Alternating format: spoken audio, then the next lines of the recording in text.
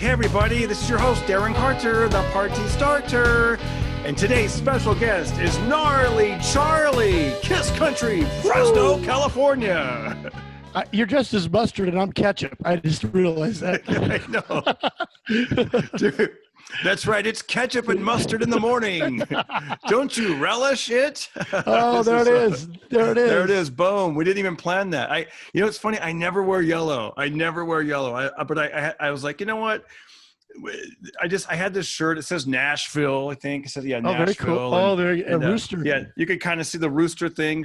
Shout out to country singer Curtis Marsh, who does the theme song for Pocket Party. He sent this to me from Nashville. But I had this shirt on. I thought, you know what? Let me change it up. I usually wear like a blue or a black, and I'm like, I'll wear yellow. It's like a happy sunshine color. It's kind of Tour de France-y a little bit. Yeah, I got my legal yellow pads with my notes. Those are good. It's legal yellow if it's on that. Yeah, I got my illegal pad. But that is hilarious. We got the yellow and the red with ketchup and mustard. We look like a couple of condiments. We didn't even plan this. I know. That's good stuff. That's great, man. Well, I wanted to have you on the show. You reached out to me. Well, I've known you for a while, and like online, and I think you hosted a show maybe some time back. And yeah, you've always been on my radar, and I've met you, and it's great because before I got into comedy, I didn't know what I wanted to do. I remember I went to Fresno City College, and I was like, I don't know what I want to do. I went to like the career day, and I was like, there weren't any comedians, but I'm like, dang, I wanted to be a comedian. People told me I should be a comedian. I had no idea, but the closest thing I could think of was like maybe like morning radio.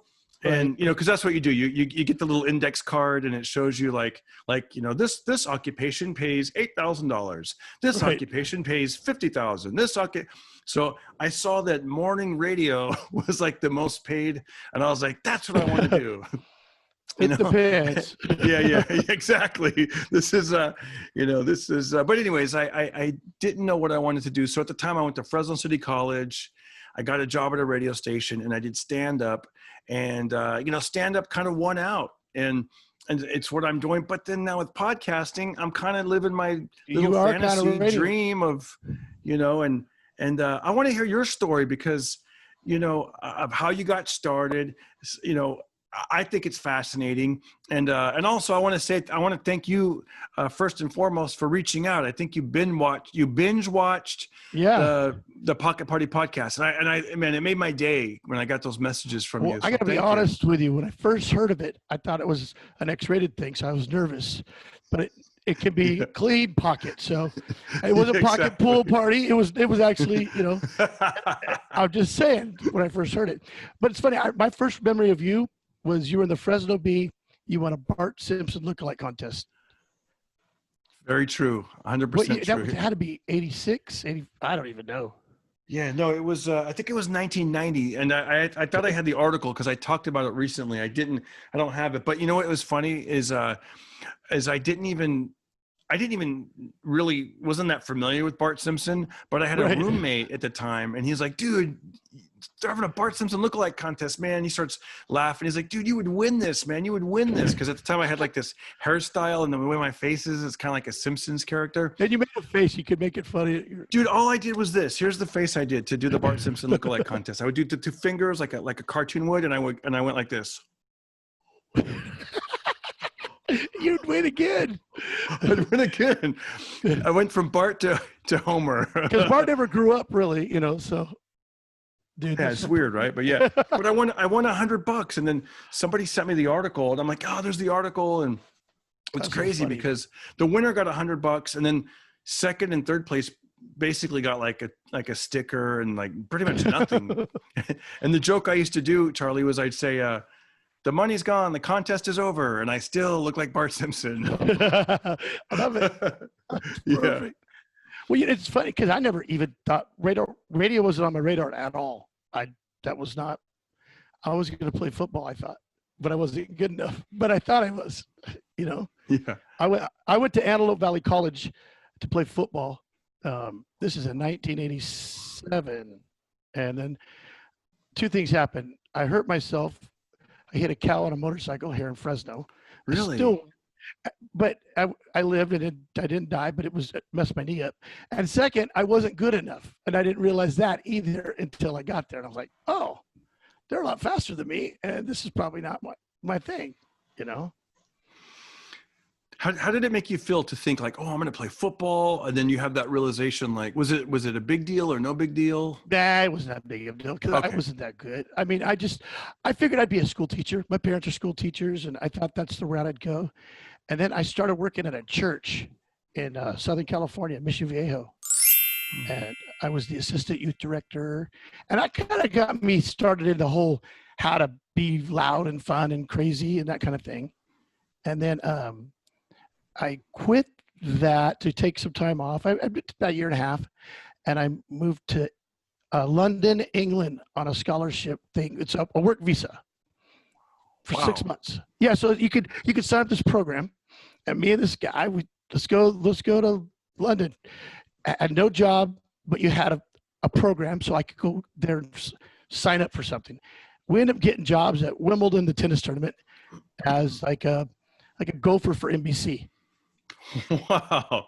And here I am. It's 1988. I'm in England, and there's a freak chance there's Johnny Carson standing over there, right? I mean, just Johnny Carson. And I tell my British friends, I go, hey, man, that's Johnny Carson. Who the bloody hell's that? I go, what do you mean? They had no idea who he was. And they told us. That is wild. But they told us not to talk to him. They said, he might not be nice. He's kind of, but it was the opposite of that because I went right up to him and I said, hey, how do I have your job? Joking. And at that point I thought, oh, he's going to blow me off. He starts talking to me. He says, you're not from here, are you? I go, no, but I always knew I had a good personality and I was, and next thing you know, we're walking around for 45 minutes. Him and I walked around and talked. He couldn't have been nicer. Telling me about he started radio back where he's from in the Midwest. And I mean, it was just like crazy. And honestly, I didn't know at the time that 45 minutes was going to change my life forever. And I don't know. It wasn't like right then I didn't know this is pretty huge, but I only took like 16 pictures the whole time I was there. And one of them was me and Johnny Carson, But when I got back to Fresno 6 months later, I called up the radio station and told them, my friend told me, I didn't even say Johnny, I didn't use his name. I didn't even try. I just said, I want to do radio, So. But do you by any chance happen to have the Johnny Carson picture that you? Yes, I can send it to you. Send it to me and I'll put it up there. That's great. That's great. I have this horrible 80s mustache. That's funny because I was in Fresno in 1988. I was still in Fresno. I hadn't moved yet. I didn't move till 90. Yeah. People go, how did you get out of Fresno? I go, well, one day the fog lifted and I left. No. That's so funny. Well, I mean, it's for me, when I came back, I got to meet a lot of celebrities when I was there too. And I'd never been around them that much. When I was I'm sorry, I got a runny nose today. When I was a youth director, Lamont Sanford, Damon Wilson, his kids were on my basketball team. So in my mind, me and Lamont were going to hang out and be friends. Nope. In fact, I tried to talk to him one time and I said the stupidest thing. Hey, I really liked your show. I'm a big fan. And he was just looking at me like, you big dummy. I didn't even know you weren't supposed to do that. I mean, I know now I have a little more couth and yeah. And do you think he doesn't hear that from everybody? And I was like, oh, but I mean, but then all of a sudden I'm in Wimbledon and I talked to Johnny Carson. I took a picture with someone, Dick Imberg, the announcer guy. And when I came home though, I thought my friends were going to be all excited. And they kind of act like they hated it or stupid or, I don't know. It was just weird. I had to learn that you can't go, and I met this person, I met that person. It was I was bragging, and I wasn't. I was just sharing. You were a young guy, and you was exciting, and especially coming from the Fresno area back then, and I mean, if you're like hitting cows on motorcycles, that was like a totally different world of just being in London at that time must have been exciting, and I mean, I'd be excited now. You know? I almost got hit by a car 40 times because you just naturally, you look the wrong way when you're there. So it's crazy. Yeah. It's What like was the way it goes. do you remember your your first time you stepped into a radio station? Which one was it? I wonder if I would know it. Well, it was KKDJ was the first one I ever worked at. That was huge. 106 KKDJ. And so when I was there in 80, so it was after Wimbledon, I got hired to sort the records. And I didn't know anything about radio, but I was in awe because that was my station. I had the sticker on my car, and I was like, I can't believe they're letting me over here. And it took me 2 weeks to sort the record album, and I did it wrong. I didn't realize, like, if your name's Bruce Springsteen, that would be under S, but if you're Led Zeppelin, it's under L. So it's a group, it's the first letter. If you're a person, it's the last. Well, I didn't know who half the people were, so I screwed the whole thing up. It took me 3 times. But that's how also I got to, get into my foot in the door. They liked me. I was like the coffee boy for the morning show, and I learned how that works. But I also got to get around comedians too. Then, Yeah. My first job, when I kind of got into radio a little bit, like I remember, I think I went to the big station back then was KKDJ, but if you liked top 40, wasn't it? I think it was like 96 FM. 96 FM. 96 FM. But I did, and then Kino, I think Kino, KYNO. Kino was AM. That was more when we were younger. But yeah. Well, my station, Kiss Country I'm at now, used to be Y94 with Nick Ryan. Oh, Y90. I remember that. The black stickers with the yellow. Yeah. So I remember I just went in and they said, there's nothing. And then I was like, okay, I guess I'll never get a job in radio. And then I got a job. I just didn't know. I didn't know how any of that worked, Yeah. And then I got a job, get this, at the Carl's Jr. by the Fresno airport. I don't know if it's still there. It's on McKinley. On McKinley. It's right there across from NBC. That was I got a job at that Carl's Jr. and I think it was great because it never got too busy. Although sometimes people come in and be like, I got to catch a flight. I need my burgers now. I need my Famous Star, my Western burger. Right. But for the most part, it was pretty casual. And, you'd have like the little fake vacuum cleaner that you would do the dining area with. Yeah. I mean, it was like, I'm pretending to work, and I'll stock the napkins. And I was doing the late shift, and at that time I was on the speech and debate team, and where I would do voices and have these little funny speeches. And these 2 guys came in, and apparently, like, I was making them laugh, and they go, and they go, I go, where do you guys work? And they said that we were, and at that time I think that they worked at a radio station. I think it was called X104. There was like a bunch of radio stations in the area. Yeah, Magic 104. And I said, I said, that's around here. They go, yeah, it's literally, they see that office complex, or they're like, there's a whole bunch of radio stations right over there. I go, really? So I went over there after I got off work, and I saw where it was at, and they said, come back the next day. We need telemarketers. So I got hired by you probably know some of these names, Ken Richardson, I think, and Jeff Davis. And Jeff Davis is one of my bosses and one of my best friends. So I see him all the time. Oh, I tell him, I said, hi, he's great, man. He's awesome. I told him I was coming on your thing. Did you? He's great. And he's at Mega 97.9. And I told him, so he put a shout out for you on that. So. That's awesome. And Naughty Roddy. Everybody calls me, they get me confused. We don't look anything alike, but I always say I'm the white Naughty Roddy. He's the brown Gnarley Charlie. But it's close enough. That's hilarious. Yeah. But when I went over there, and then I got a job doing telemarketing. And then basically, for those of you who don't know, that means you would call up people and do like, hi, I'm so-and-so from blah, blah, blah research. And what station do you listen to? And you just try to get information. And then I got a job over at B95, Fresno's Killer B. Back when that was on McKinley by the canals and stuff. But I remember the morning DJs are back then. Actually, Rick McNeil, I think. Rick and Lorraine. He's gone on to weather. And then, do you remember a guy named? Rick's actually doing country now. Rick's doing country. Oh, is he? He really is? He's at Cajun. Yeah. Wow. He's a great guy.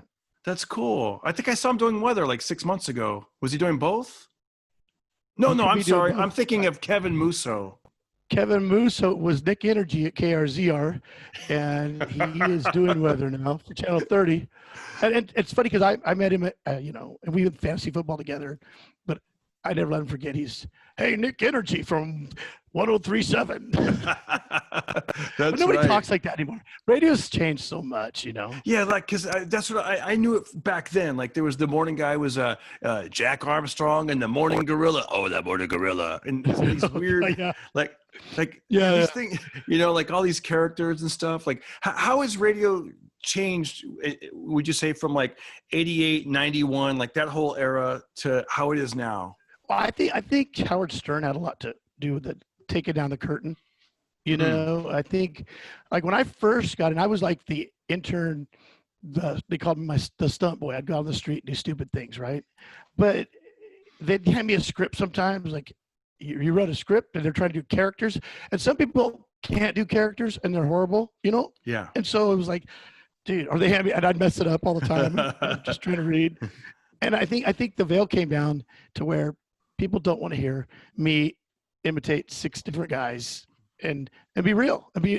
That's what I think Howard Stern brought to radio was, let's just be real here, Now he kind of took it to another, maybe a dirtier angle, but still it was being honest, and I think that's the big difference.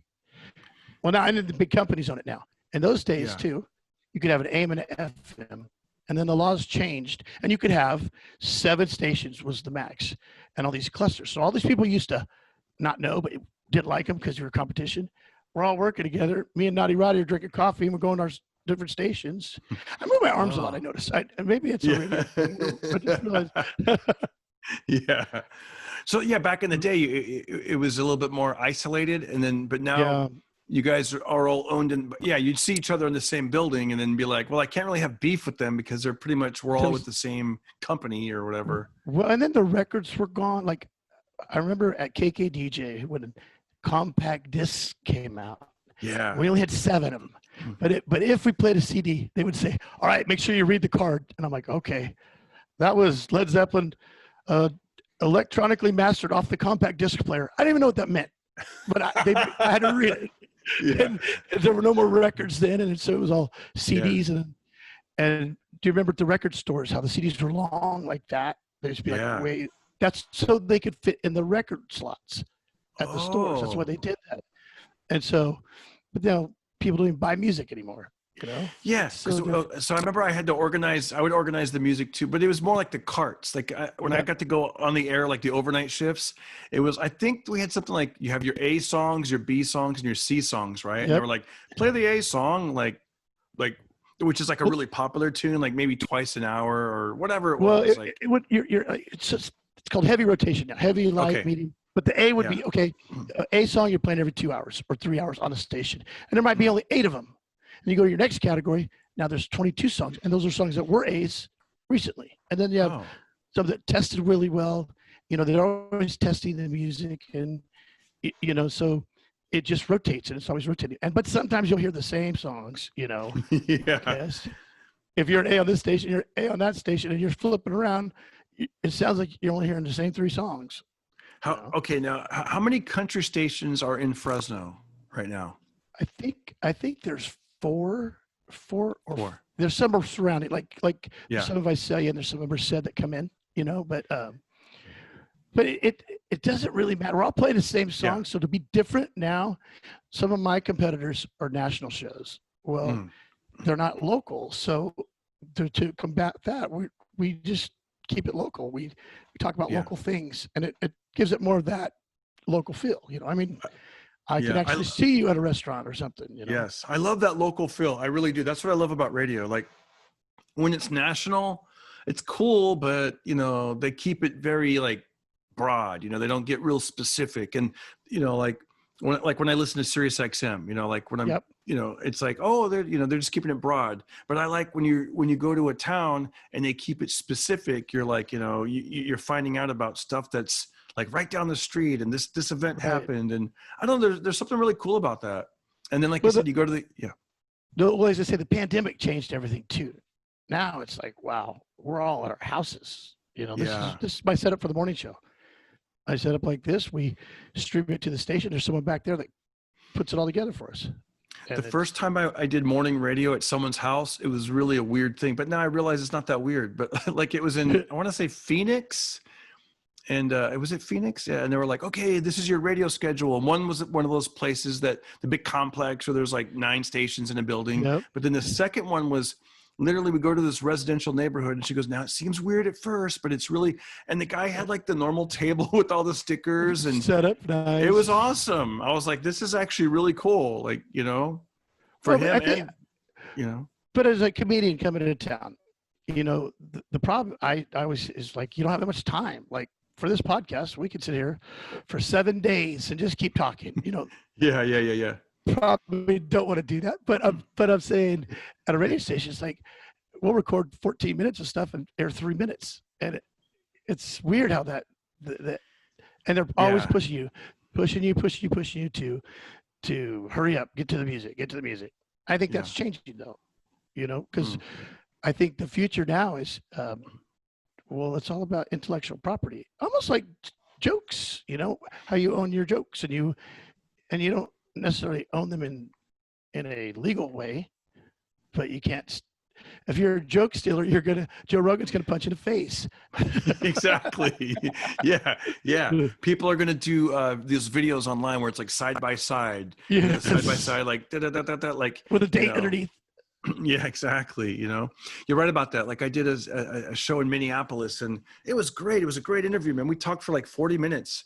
And then afterwards she's like, yeah, I'm going to edit it down. It's going to be a great 3 and it's really going to sell the shows out. And I was like, wow. Like it's kind of depressing actually. I was like, man, put the whole thing out. But I guess, you know, well, well, it's artists like Garth Brooks or something, or even artists now. I try to, I'll break it up into 3 segments of 5 minutes. I try to leave as much as I can because I don't like to edit. I don't like to, it sounds unnatural and it sounds weird if you cut too much, you know? Yeah.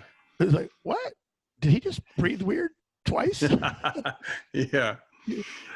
Have you got to meet, you know, I'm a huge country music fan, especially some of the classic people. And I'm sure there's great artists that are out now, but have you met some of the classic? Like, did you ever like meet Merle Haggard, for example? I got to meet Loretta Lynn a couple times. I had a TV show in Canada, it's called Extreme Country. And I did a lot of video stuff. George Jones, I didn't get to meet, but I introduced him, but this was like this last year on the planet. They were just real strict. Do not use his microphone. That's the gold one. Don't touch it. And I did. I watched Merle play at the Fresno Fair, and he was older, and he forgot the words, and he just said, "Hold on, stop, start it up again." But the funniest thing about that, I was sitting next to his granddaughter, and I guess it was his great grandson. Dropped his corn dog right next to me, picked it up and ate it. I just attaboy, little Haggard. These guys are country. Yeah. Buck Owens couldn't have been nicer to me. In fact, when I interviewed him for the TV show, he was sick that night, and he still came down. And he started telling me stories about how they would just load up the van and drive to the Fresno barn. And in those days, they didn't know who you were. They didn't know what you looked like. There was no, unless you were, you know.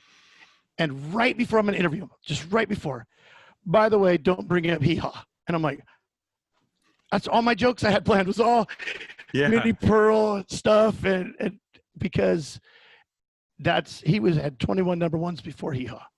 And hee-haw, now he never said this to me, but I got the feeling he felt like he sold out. You know, it might have gave him more fame, but it was, I don't know. It'd be like if Darren Carter's comedy is this, and all of a sudden now you're hosting Who Wants to Eat a Twinkie, and that, but you're more famous for the, you know what I mean? You're like, but I did this. There was, you know, I was reading about Buck Owens. It's so funny you mentioned him. Man, that guy had very successful, like financially, like he knew when to like not splurge, and he knew when to invest. And I think he owned like some radio stations. In Phoenix and in Bakersfield. Well, okay, so I'm doing this TV show in Canada, and Buck goes, I go, we can't get it. It's in Canada. He goes, son, I got a really big satellite system, and I know a lot of people. I can get it. I went, oh, yes, sir. Then, okay, it's on. That's great.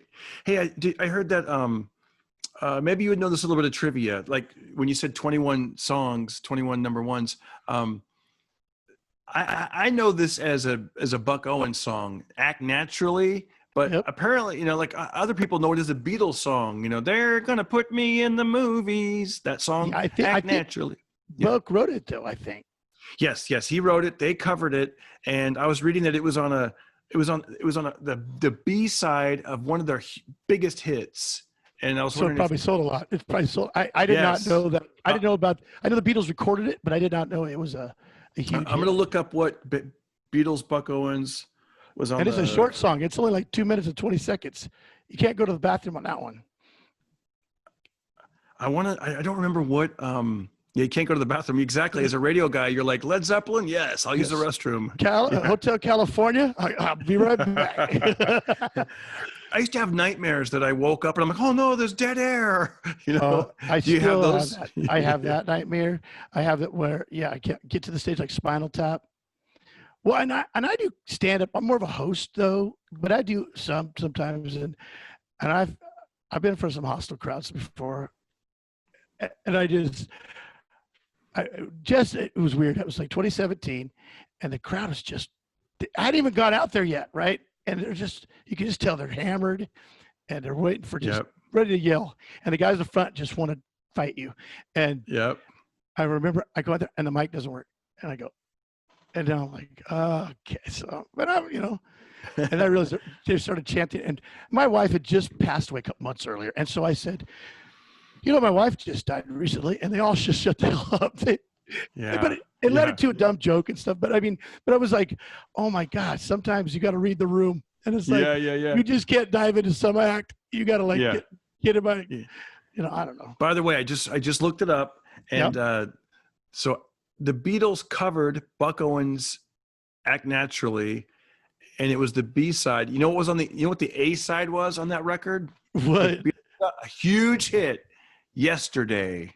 Oh my gosh. Yeah. So that means, and they get half the sales, I think, right? Something like that. So imagine if you're Buck Owens, you have all these hits, the Beatles are covering your music. It's on the flip side of Yesterday. No wonder he didn't want to talk about Hee Haw, which is like 3 years of his life, I would imagine. Wasn't it like only 3 years? Yeah, I think so. Something like that. Yeah. Well, all the artists that come through here, I mean, Garth Brooks, all of them, they stop by the station and talk to us, and they're always so excited because they just played Buck's place. Yeah. And Buck Owens' Palace. Oh, but you know what? Sometimes when he got in the later years, he would do live. So it was on the radio station. So like from, I think 7 to 10, he was live from the Crystal Palace. Yeah. And he would just be like, oh, I need some pretty girls out here. I got just fat ones out here right now. He would say stuff like that. I'm like, oh. No, we used to listen to him like on the way, because we'd be going down the 99 heading back to LA, and you could get the radio station when you got closer, and it was something cool knowing that it was live radio and it was right there, and you knew that it was right off the freeway, and you'd hear him like, that's Buck Owens. Like, it was really cool. Well, like the Elvis car. Did you ever see the Elvis car there? Yeah.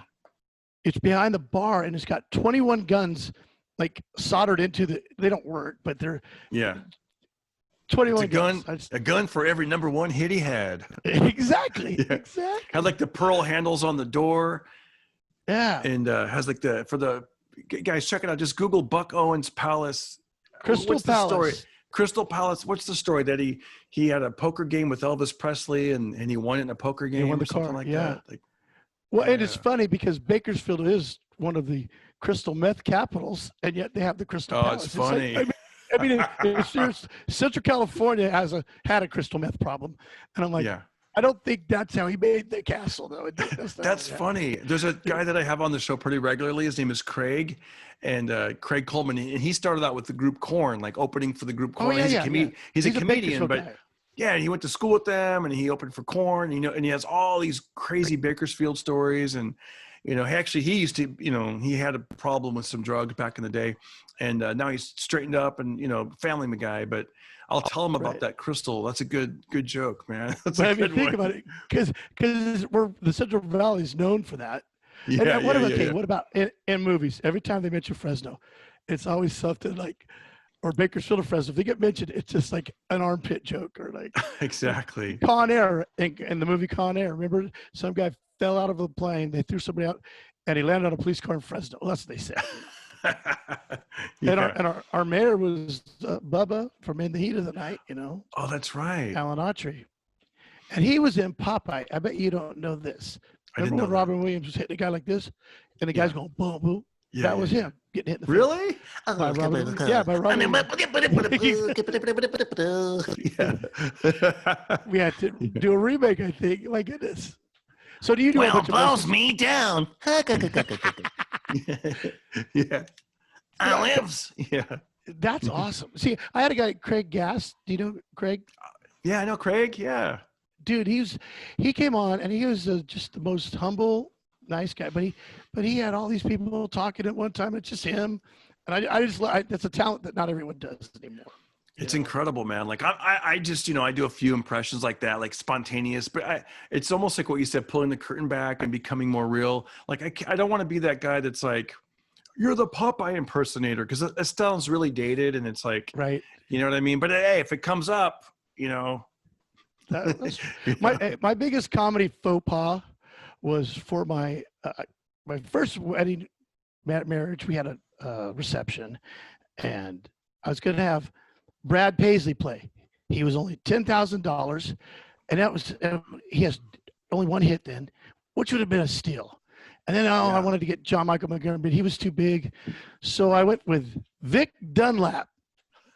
Comedian. I love Vic, by the way. Yeah. $2,000 I paid him, which was probably a great payday for him. And he got, but it was not the faux pas was at a wedding reception. It's not a place to do comedy. And people weren't listening. And I think he even said, well, F you guys or something. I was like, oh no. I still pay. And he had those fake eyeball things, or the red eyeballs. Yeah. Eyeballs. Get your hot buttered eyeballs, like these big giant eyeballs. They were like a joke. Yeah. Well, you at least knew who he was. So I go, he was in Meatballs too. Don't you remember? Yeah. Man. Fresno. I love Fresno. There's something about it. You know what? By the way, I did a comedy show. Because I'm splitting my time right now during this pandemic between LA and like the Hanford area near Fresno. And yeah. we did a show, man. We did a show outdoors on a farm out near Reedley. And we did it last week. It was great. It was, we made sure that we didn't sell too many tickets because we didn't want to draw too much attention and get, we just were like, let's get it to where we can still handle the crowd, And it feels like a comedy. It feels it was great, man. It was like we had like fire pits so people could stay warm. Some people brought like these they set up like these propane heaters like you would take camping, and there was a DJ, and they like with sound and lights and a bar, and everybody was quote socially distanced, but it was great, man, just to have that live comedy, that feel, and we were surrounded by a grape vineyard, and it was great, man. It was like, man, this is really needed. And it was cool to be, in the San Joaquin Valley, and just that energy of the people that were like, I watched almost all of your podcasts. I watch them. I like them. And I love that you bring up Fresno, and you grew up here. I'm the same way. I grew up here. I ended up leaving for a long time, but I came back. And now it cracks me up that I'm known as the country DJ. I would have never thought that. I was a rock dude, But that's what I'm known as.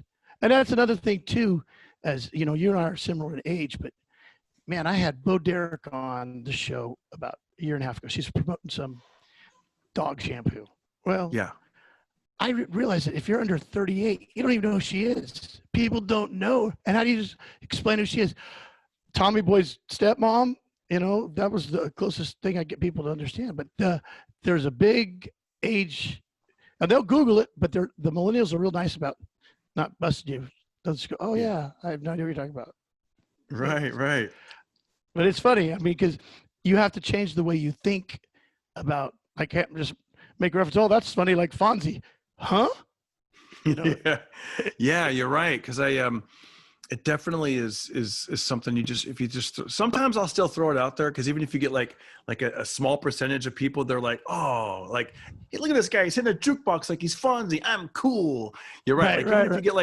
If you get that 10% that's like, oh my God, they'll be yours for the rest of the night. But you're right, as a blanket statement, it's kind of, you got to kind of watch the references a little bit. Well, you do something funny, because you went to Roosevelt, I went to Sanger, and they're very Hispanic, and I could do the vato, it's like, that's what you say. Hey, come here, man. Come here, bro. Yeah. What are you doing right now? Right now? You know, it's all Yeah, that. yeah. Hey, I what's barely up, just got Rooster? here. Yeah. I barely just got here. What's up, Rooster? Do my homework, bro. What's up, bro? Or they'll say your Oh name man. twice. Darren, what are you doing, Darren? Yeah. I just make me laugh. But I still hang out with a lot. I do a lot of fundraising stuff for Sanger High because they're my peeps. But it's just it's the way I grew up, man. It's how it is. That's great, man. Let me ask you a couple questions about Fresno.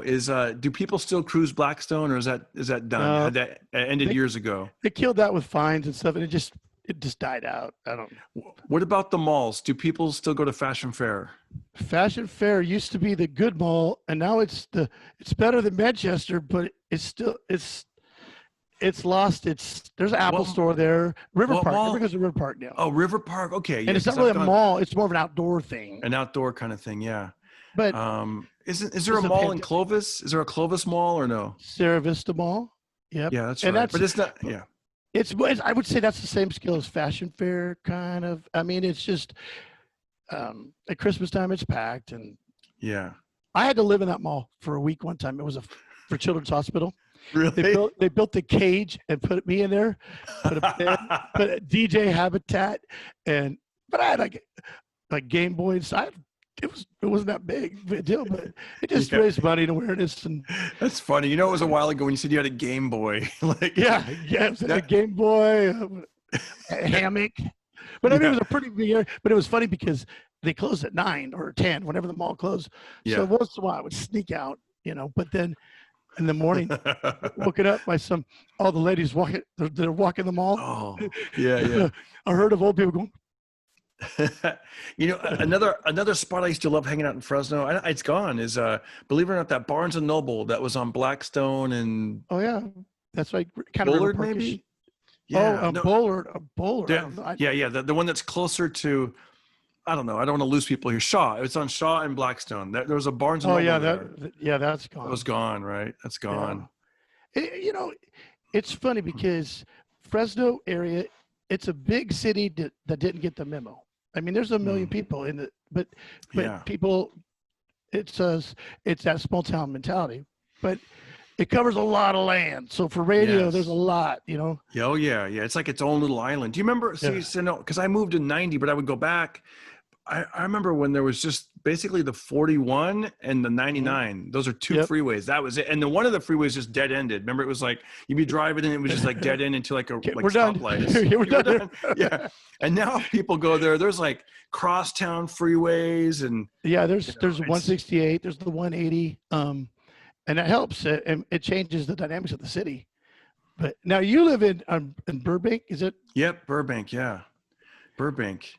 But 'Cause I when I was- remember. Yeah, go ahead. I was gonna say when I was living in Antelope Valley, if I went to LA and I used to go there all the time, my friend's dad said, just go north. You can't get lost. If you just go north, you'll find it. You'll eventually get there.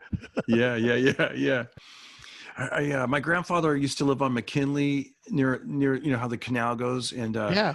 not too far from the winery. Like the winery where you see those giant white Yeah, tanks. that's You could see them near the That's airport. Gallo Winery. It used to be the world's largest winery. Because there's so many grapes in there, and Wow. kind of a cheaper wine, but those are Yeah. still there. And my grandfather, he lived on one of those streets. It's like a curve, like it's a like shaped like a horseshoe. And I remember one time I was flying from Burbank to Sacramento, and I got these high-powered binoculars. It was awesome. You When can see it. Yeah, because you know what it was is when we flew over Fresno, I spotted the white winery, the big tanks, Right. and because I knew where the airport was, the tanks, and I followed the canal with the binoculars, and I knew he lived on this in the middle of the block on that curvy street, and it was so That's so cool to be funny. like in a plane like with binoculars, and I'm That's a awesome. comedian. I'm used to doing weird stuff like. My friend goes, dude, that's kind of weird what you're doing. I go, because I'm on the back of the plane with these binoculars, like what's going on up there? Yeah. Yeah. Hey, buddy, you ever heard of a Q-tip? No. I remember flying into LA with my father-in-law, and he reminded me of Slim Pickens. Remember from Lazy's house? Yeah. Slim Pickens. Big old cat. He would just look out the window and go, "What the hell do all these people do? There's too many people here." Like he just couldn't fathom that everybody here has a job. And what do they do? He wanted to know. Hey, by the way, Slim Pickens is from the San Joaquin Valley. Yeah, he used to come to the rodeo all the time. Yeah. And you know what? It's so funny because I watched a thing about Mel Brooks saying how they could never make that movie now. It's just Blazing Saddles. What a great movie. That movie is so good. I tried playing it though. So funny. For some teenagers recently. Yeah. And they were more offended than they were all laughing. They're just like going, really? Really? Really? Really? Really? Yeah. I go, well, it was kind of funny back then, I guess. I think we have the TV version, so they probably clipped out all the, the bad stuff or whatever. But yeah, I could see watching a movie, certain things that we thought were good and funny and entertaining would, like that younger generation be like, hey, you know what? You were in Get Shorty too. And you did a scene with John Travolta. Yep. I've always wanted to ask you, what was that like? Okay, so if you guys want to Google it, the movie's called Be Cool. It's Be Cool with John Travolta. And it was great because John Travolta, well, first of all, the first day I went to the set, it rained, so they had to send us home and you still get paid. I had my own trailer. And, it was the first time I was ever in a big movie. I'd been in some smaller movies, but this is like the big one, where you have your own dressing room and you audition and they book you and then you get cast. And you get a little nervous behind the scenes because I'm like, okay, I show up to the set like at 7 a.m. and the director would come in, hey, Darren, good to see you again. You'll go on probably around 11. So just relax. Be ready. And so you're sitting in the trailer going over your lines and then you're like, I already know my lines. And then you get bored. Then you're like watching Judge Judy or whatever. And I thought, what am I doing watching Judge Judy? I'm going to be in a major movie. I better go over my lines. So you're, so it's back and forth lines, getting bored, and then cut to, they're like, all right, you're on, Darren. Are you ready for your close-up? Oh boy. Then you get nervous and then, all right. So they take you to the set, which was actually filmed on location. It was on Beverly here in LA. Mm-hmm. And, I was in 2 scenes with John Travolta and I gotta be honest, it was great, man. He was very friendly. When he arrived at the set, he was the last one to arrive at the set. He showed up in a black SUV and he gets out and everybody, he's like, he knew people's names. He's like, hey, good to see you, Charlie. Hey, Larry, how was your weekend, Sandra? Like just super like a star and friendly and just, it was great. It was great to be, on the set with them. Did you talk to him for a little bit before or did I talked to him in between scenes. I talked to him very little because I didn't want to freak out because I was in my mind, I was like, damn, that's the guy from Welcome Back Kotter in Greece. Vinny Barbarino. Yeah. So, but I remember the guy that was doing sound, they were talking a lot about like flying and pilots and airplanes and stuff. So I just kind of became a kid again and let the grownups talk but no, he was great, man. And I'm not really into small talk and I didn't want to bug him. So right. And he's friendly. He was cool. And, oh, that Darren guy was good, but he talked my ear off. Yeah, exactly. John, will you do my podcast? He might even do it now. Who knows? This is a crazy time, right? He probably would. Have you ever interviewed somebody that you like you afterwards or leading up to, you were blown away? Like, I got to interview blah, blah, blah. Like, well, I have had a lot of those moments, like the big country guys like Garth Brooks and stuff. But one of the funniest things was Jason Aldean, he's a big country guy, and I was supposed to interview him, and I get on the thing and I go, Jason, you're not gonna believe what just happened. He goes, what? I go, Geraldo's in the building, and I just peed next to him. Jason goes, did you look? I go, yeah, I looked. Of course I looked. but it was like just it's a weird thing, and it just was so funny to me. And so, yeah, it's funny, man. Jason Aldean's really good too. He's another good guys. Look up Jason Aldean. Like I like the newer country guys that are like it just seems real, and their song choices are great, and I like it. Well, I have a couple guys like Lee Bryce. I would consider a friend. Like he has stayed slept on my couch many times, and when he was younger and not married, he was a different guy. And but I still, I can call him up and he'll let me go hang out with him and stuff. But I'm not like their best friends. I'm not going to Thanksgiving, but there's a connection, and there's, because we helped them get where they're at. That's cool, man. That's cool when you could do that. Radio is very powerful still. It's still powerful. And it's changing too. Again, it's changing to the fact where it's going to be like on demand. Like the way we're doing our shows now, we're starting to film them kind of like this. We're not there yet, but then you can take stuff and put it online, and maybe do a longer version. Yeah, and SiriusXM just I saw they launched like a podcast thing. So like they're like SiriusXM, it's mobile, and they're like, and now it's vetted podcasts that have gone through a vetting system, that kind of thing. So they're trying to. The only problem I see is how are we going to get paid? Because they can just love your contract, and it's the wild, wild west right now. I mean, like you're doing your podcast, but the thing I like about yours is the guys you have on. You guys shared links, and that's how these things grow. And I don't want to hear Darren Carter for 2 minutes. I want to hear him for 30. I want to hear a conversation.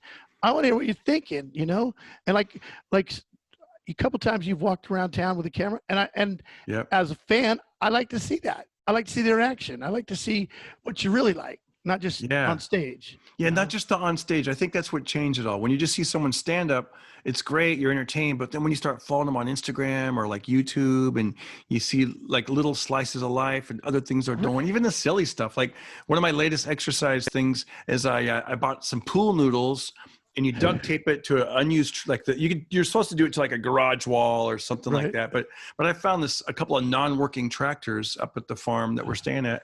And I'm like, oh, let me just tie it or let me just duct tape it. And I'm basically like doing that speed bag thing, but it's a pool noodle, and people are getting a kick out of just silly stuff like that. It's like, they think it's funny, and it's kind of inspiring some people. They're like, dude, I used to not want to work out. Then I see you're doing it all the time. And I'm like, all right, let me throw some of those videos in. Your kid, Austin. He's very talented. And I've watched a lot of his, I've shared his videos. I think he's great. Thank you. And I love what he's doing. I love he does his take on it. I like when he talks a little, introduces it. Get a little Elton John there, man. He's good. He's going to be writing songs soon. He is. He's written a couple songs. By the way, guys, he's 13. Subscribe to his channel. You'll make his day. You can find him Aus the Bass Boss. AUSTHE. Aus the Bass Boss. Yeah, I'll put the link below. Is it bass or bass? Yeah, it looks like bass, but it's BASS. They're spelled the same. Us the bass boss. Yeah. Well, it's like is it a fiddle or a violin? Depends on where you're from. Exactly. I know. Well, man, listen, I want to get you back on. I want to say thank you I know you got to get up early and be the #1 radio in Fresno and beyond. But, dude, that voice, that's the movie guy voice. I need you to do that for me. We're going to work on that. Well, and we got to do our condiment act we're working on. It's a play called On the Table. It's on the table. And we debate who's better. And I hate ketchup. I like mustard way better than ketchup, but I'm acting. Here's a joke. When I do my improv, I like my women like I like my. Whenever people yell out ketchup, I like my women like I like my. They go ketchup. I'd say they come when I tap the bottom. See, and that's one of those millennials that would be, because I put for Thanksgiving, I go, I like my women like I like my Thanksgiving turkey. And I said golden brown, making me unbutton my pants with her legs tied up, getting stuffed or whatever. Right? See, now regular. I don't think that you should talk like that. Yeah. This girl, she wrote she goes, what? She goes, oh my God, are you from the 1980s? And I'm like, blocked. Yeah, I kind of am. Yeah, but I also wanted to be like 1980s. She made me younger. Unblocked. Yeah, you're back in. You're back in. Oh, that's awesome.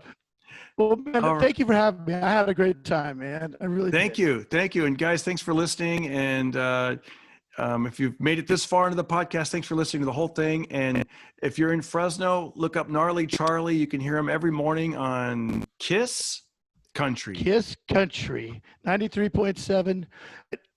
I'm going to start the Pocket Fisherman podcast now. Just doing copy. It's more country, I think, Yeah, exactly. Hey, we should do something. I know we talked a little off air. Let's continue that conversation. Let's get some more stuff going, man. I would love it. I think it would be fun. We're condiments, buddy, man. Come on. Yeah, we're condiments. Thank you, Darren. Had a good time, man. Yeah. All right, buddy. See ya. Everybody listen to Darren Carter. We all know he's the party starter. So if you want to listen to a podcast for free, then listen to the Pocket Party. Go that way. Go.